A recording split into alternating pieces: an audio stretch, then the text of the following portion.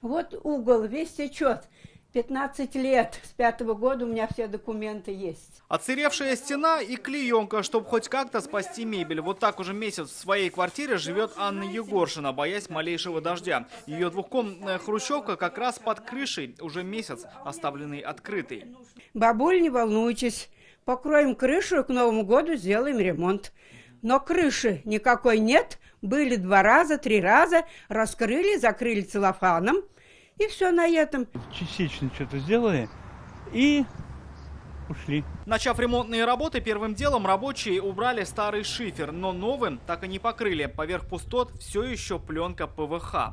2 недели проработали и все, и исчезли.